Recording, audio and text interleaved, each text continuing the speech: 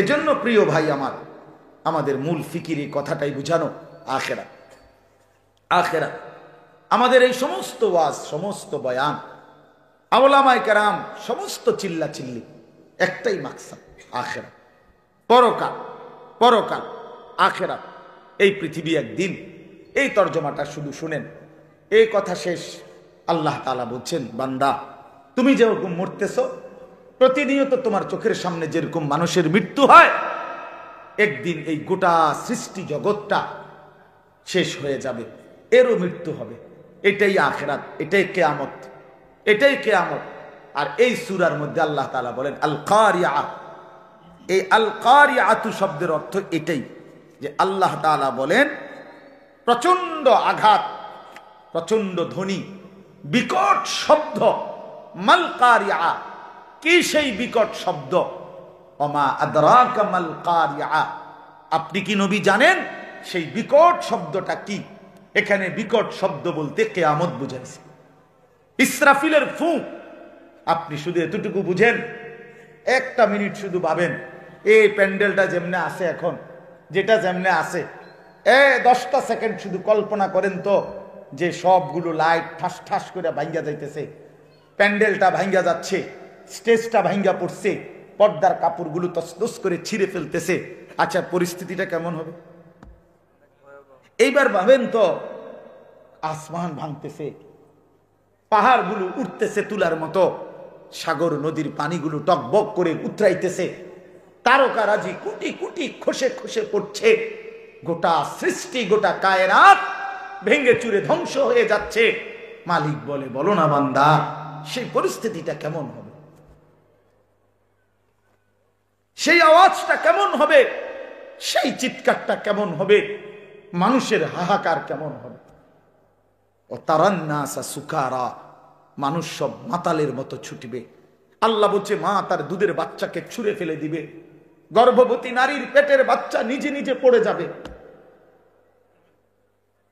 নিজে নিজে পড়ে যাবে।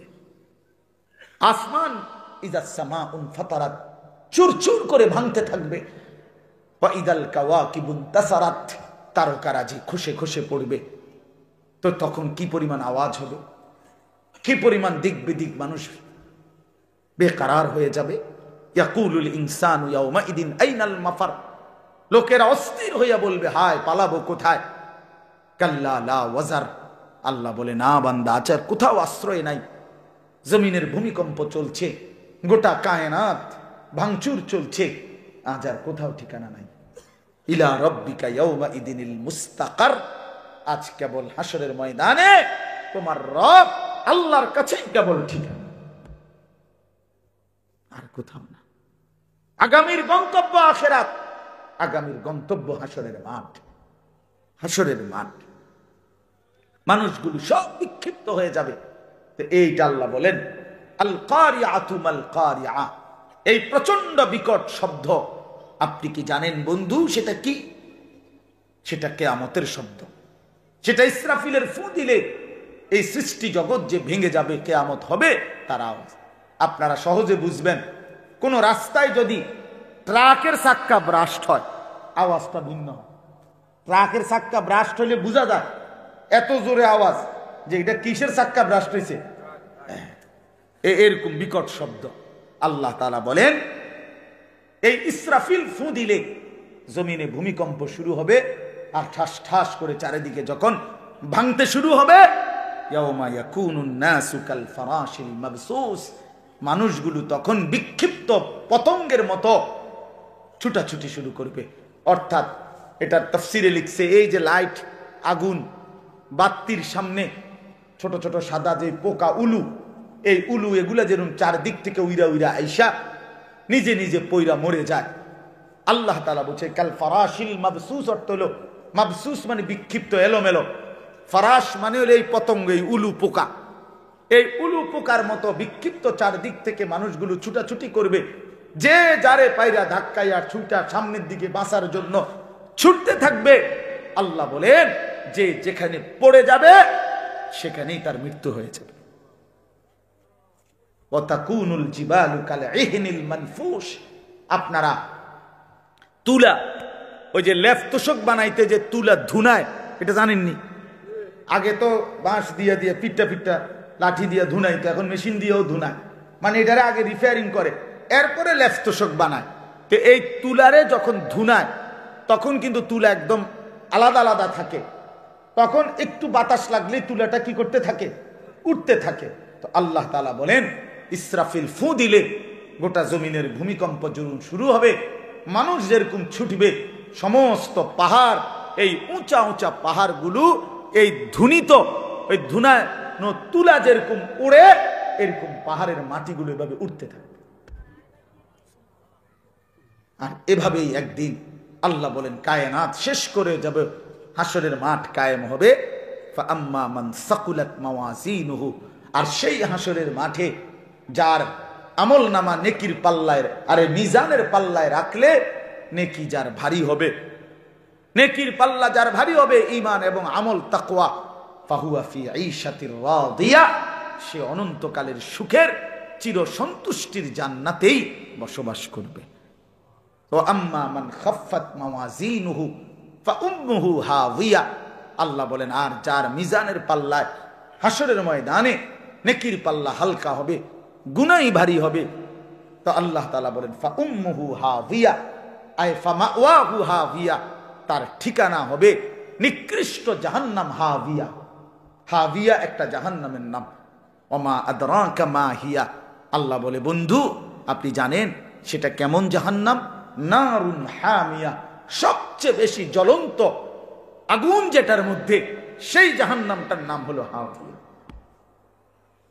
নবীজি বলছেন নারুকুম হাযিহি জুজউম মিন ৭০ জুজআম মিন নারি জাহান্নাম।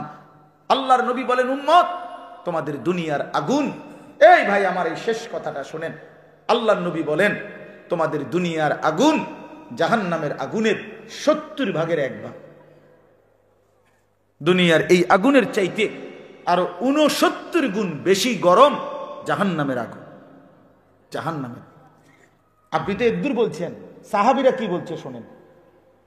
সাহাবীরা বলছে এই কথাটা যখন নবীজি বলছে যে দুনিয়ার আগুনের চাইতে আরো ৬৯ গুণ বেশি গরম উত্তাপ জাহান্নামের আগুন, আল্লাহর কসম হাদিসে আছে, আমি নিজে পড়ছি, সাহাবীরা তখন লাফ দিয়ে উঠছে, ওইটা বলছে ওয়া ইন্না যালিকা লাকাফিয়া ইয়া রাসূলুল্লাহ, হায় হায় দুনিয়ার এই আগুনই তো যথেষ্ট, এইটাই তো এটাই তো যথেষ্ট পুড়া ফেলার জন্য, এটাই তো যথেষ্ট, এই আগুনই তো চূর্ণ বিচূর্ণ করে দেয়। তো আল্লাহ তাআলা নবীজি বলেন তাহলেই ভাবো এর চাইতে আরো ৬৯ গুণ বেশি জাহান্নামের আগুনের গরম। তো এই আগুনের পরিণতি, এই আগুনের তীব্র দহন তুমি তো দেখছো। আমি জীবনে একবার কুমিল্লা মেডিকেল কলেজ, ওই যে কুসাইতলি যেটা ২৫০ বেড হসপিটাল, এখানে বার্ন ইউনিটে, মানে যেখানে আগুনে পুরানো রুগীর চিকিৎসা করে, আমি একবার গেছি জীবনে। আমার একজন পরিচিত লোকে আপনার রাস্তা দিয়ে হাইটা যাইতেছিল, তো তারে হোটেল থেকে গরম পানি, তারা বেখেয়ালে যে পানি মারছে রাস্তার, এই বেচারার পুরা পিছন জ্বলে গেছে, তার গায়ে পড়ছে। এই বেচারারে আমি দেখতে গেছিলাম, আমি যখন গেছি তখন দেখছি যে ওরে ড্রেসিং করতেছে, ওর এই পোড়া চামড়া এগুলা টান দিয়ে টানা ছিটতেছে। আল্লাহর কসম ভাব, আমার জীবনে মানুষ এত জোরে চিৎকার করে আমি জীবনে আর কোনোদিন দেখিনি। ওই পোড়া মানুষটার চিৎকার কাকে বলে আমি আর কখনো দেখিনি। আমি নিজেও কাঁদছিলাম তখন, হায় মালিক, এই আগুনের পোড়া এটার হালাত যদি এমন হয়, কুল্লামা নাদিজাত জুলুদুহুম বাদদালনাহুম জুলুদান গায়রাহা। আল্লাহ তাআলা বলেন নাফরমান জাহান্নামের আগুনে তার চামড়া একবার জ্বলবে, তো সাথে সাথে নতুন চামড়া লাগানো হবে, আবার জ্বলবে, এভাবেই চলবে অনন্তকাল। কুল্লামা আরাদু আন ইয়াখরুজু মিনহা উঈদু ফিহা। নাফরমান প্রতিবার চাইবে জাহান্নাম থেকে বের হতে, ফেরেশতা প্রতিবার লাথি দিয়া ধাক্কা দিয়া জাহান্নামের আগুনেই ফেলে দেবে। উঈদু ফিহা। কেন নামাজ পড়ো না ভাই আমার ছেলেরা? কেন নামাজ পড়ো না? কেন নামাজ পড়ো না বন্ধু? আল্লাহকে ছেড়ে কারে পাইয়া গেলা? মোবাইলের ওই নারী তোমারে কি দিল? সমবয়সী বন্ধু তোমাকে কি দিল? ছেলেরা যার মতো চুল সাজাইছ, ওই ইহুদি বেঈমান কিংবা খ্রিস্টান বেঈমান, ওই খেলোয়াড় কিংবা গায়ক নায়ক, সে তোমাকে এই পর্যন্ত কি দিছে বলো? একটা টাকা দিল না 10টা টাকা দিল? একটা বনরুটি দিল না 1 কাপ চা খাওয়াইলো? তুমি কেন সিনেমার নায়ক? সে তো তোমারে চিনেও না, তোমার দিকে ফিরে তো সে মোতেও না, তোমার দিকে ফিরে তো সে মোতেও না। বুঝেন না কথাটা? ইউরোপ আমেরিকার ওরা তো তোমারে চেনেও না, তুমি কেন তার মতো নিজেকে সাজাইলা? কিন্তু তুমি যদি তোমার রসুলের মতো চুল বানাইতা, তিনি তো তোমারে চিনতেন। হাদিসের মধ্যে আছে, নবী সাল্লাল্লাহু আলাইহি সাল্লামের উপরে কেউ দুরূদ পড়লে কবরে ফেরেশতারা গিয়া বিইসমিহি ওয়া ইসমে আবিহি, ওই ব্যক্তির নাম এবং বাপের নাম সহ উল্লেখ করে আল্লাহর কসম নবীজির সামনে বলে, পেশ করে, ইয়া রাসূলুল্লাহ, অমুকের সন্তান আলী আশরাফের ছেলে আনিসুর রহমান আপনার উপরে একবার দুরূদ শরীফ পড়ছে। আমার জীবনে তো আমি এরকম অনেক মানুষকে দেখছি, যারা আমি সামনে গেছি হয়তো বলছে, হুজুর আপনার কথা অনেক শুনছি, আমি যদিও আপনারে দেখি নাই কিন্তু আপনার নাম শুনছি অনেক। তো রাসূলুল্লাহ সাল্লাল্লাহু আলাইহি সাল্লামের সামনে আমি যদি হাসরের ময়দানে সুপারিশের জন্য যাই, আমি যদি হাউজে কাউসারের পানির জন্য যাই, তো তিনি দেখে যদি দাঁড়াই যাই যে বলি, ইয়া রাসূলুল্লাহ, আমি আনিসুর রহমান সুপারিশের জন্য আসছি, নবী তো বলবে, হ্যাঁ তোমার নাম তো আমি অনেক শুনতাম, তুমি যে আমার উপরে দুরূদ পড়তা, ফেরেশতারা আয়েশা তো প্রায় তোমার নাম বলতো। আচ্ছা কি মজাটা হবে তখন? আর যদি বলে, হাই উম্মত, তুমি আমার উম্মত, না তো আমি তো কোনোদিন তোমার নাম শুনি নাই, আমি তো কোনোদিন তোমার নাম শুনি নাই, তোমার তো চিনলাম না উম্মত, কি হবে ভাইয়া? কে সুপারিশ করবে তখন? এই জন্য দোস্ত আমার, বন্ধু আমার, দয়া করে দয়া করে আল্লাহ তাআলা আমাদেরকে মনে করাইছে আখিরাত, আল্লাহ আমাদেরকে কিয়ামত মনে করাইছে। বান্দা ভুল করো না, বান্দা ভুল করো না। ফালা ইয়াগুররান্নাকা তাকাল্লুবুল লাযীনা কাফারু ফিল বিলাদ। আল্লাহ বলে, বেঈমান আর কাফেররা যে দুনিয়া তামসা করে ঘোরাফেরা করে, এটা দেখে তুমি বান্দা ধোঁকা খেও না, ধোঁকা খেও না। অল্প কয়দিন, কুলু ওয়া তামাত্তাউ কালিলান ইন্নাকুম মুজরিমুন। আল্লাহ বলে, নাফরমানরা অল্প কিছু সময়ের জন্য দুনিয়া ভোগ করো, আমি দিলাম দুনিয়া, খাইতে দিলাম, ভোগ করতে দিলাম দুনিয়া, আমি জানোয়ারকেও খাওয়াই, কুকুর বিড়ালকেও খাওয়াই, তবে মনে রেখো, ওয়াইলুন ইয়াউমাইযিল লিল মুকাদ্দিবিন, সমস্ত মিথ্যাবাদী নাফরমানের জন্য সেদিন আখিরাতে রয়েছে জাহান্নাম। ওয়াদারনি ওয়াল মুকাদ্দিবিনা উলিন নি'মাতি ওয়া মাহিলহুম কালিলা। আল্লাহ বলে, নাফরমান, মিথ্যাবাদী, বেঈমান, কিছু সময়ের জন্য তোরে সুযোগ দিলাম, দুনিয়া ভোগ কর, তবে মনে রাখিস, ইন্না লাদাইনা আনকালা ওয়া জাহিমা, আমার কাছে আখিরাতে আগুনের শিকল আর জাহান্নামের আগুন রেডি আছে। আল্লাহ কোরআনে বলছে, ইন্না হাদাইনাহুস সাবিলা ইম্মা শাকিরান ওয়া ইম্মা কাফুরা ইন্না আ'তাদনা লিল কাফিরিনা সালাসিলা ওয়া আগলালান ওয়া সাইরা। আল্লাহ বলে, বান্দা আমি তোমারে পথ দেখাইছি কোরআন দ্বারা, সুন্নাহ দ্বারা, উলামা দ্বারা, নবী দ্বারা, রাসূল দ্বারা। আমি দেখেছি তুমি আমার অনুগত না অবাধ্য। মনে রাখো, অবাধ্য হও তো আমি হাসরের ময়দানে তোমার জন্য আগুনের শিকল, বেরি এবং জাহান্নামের আগুন রেডি রাখছি। এই কথাটা শেষ শুনেন, এইভাবে শুধু আপনি দেখেন তাহলে বুঝবেন। হাসরের ময়দানে আল্লাহর কসম, কোরআন শরীফে সূরা ইয়াসিনের মধ্যে আছে, ইন্না জাআলনা ফি আনাকিহিম আগলালান ফাহিয়া ইলাল আযকানি ফাহুম মুকমাহুন। এটা সূরা ইয়াসিনের আয়াত কিনা? এটার অর্থ কি জানেন? এই অর্থটা দেখাইতেছি। হাসরের ময়দানে নাফরমান পাপীকে ফেরেশতা এইভাবে 2 হাত পিছনের দিকে দিয়া বাইধা এই থুতনির নিচে এই অংশ দিয়ে এইভাবে ঠেলা দিয়া ধাক্কা দিয়া এইভাবে জাহান্নামের শিকল বেরি দিয়া বাইন্ধা দিবে। আল্লাহর কসম, এইটাই এই সূরা ইয়াসিনের এই আয়াতের অর্থ। এই বেঈমান আর লক্ষ কোটি বছরে কোনোদিন আর নিচের দিকেও চাইতে পারবে না, কারণ নিচের দিকে চাইবে কি দিয়া? এটা দিয়ে তো ঠেলা দিয়ে রাখছে উপরের দিকে। এইটা অর্থ, এটা ফাহুম মুকমাহুন, আর কোনোদিন চোখ নামাইতে পারবে না নিচের দিকে। হযরত আবু দারদা রাদিয়াল্লাহু তাআলা আনহু এক সাহাবী ছিলেন। উনি বলছেন, হে জাতি, হে উম্মত, হে নবীর উম্মত, আজকে হাত উঠাও, আজকে উপরের দিকে হাত উঠাও ইমানদার। এখন যদি হাত উঠাও তাহলে দুই হাত উঠাইলে নিয়ত বাঁধা হবে, নামাজ পড়া হবে, আখিরাতে জান্নাত মিলবে। নয়তো নাফরমান বেনামাজি, এই মনে রাখিস তোর দুই হাত ফেরেশতা উঠাবে। তুই তো উঠাইলি না, নিজে বেঈমান, তো ফেরেশতা তোর দুই হাত উঠাইয়া পিছন দিকে বান দিয়া তোরে এমনে ধাক্কা দিয়া বাইধা দিবে, আর অনন্তকালের জন্য জাহান্নামে লাথি মাইরা ফেলায় দিবে।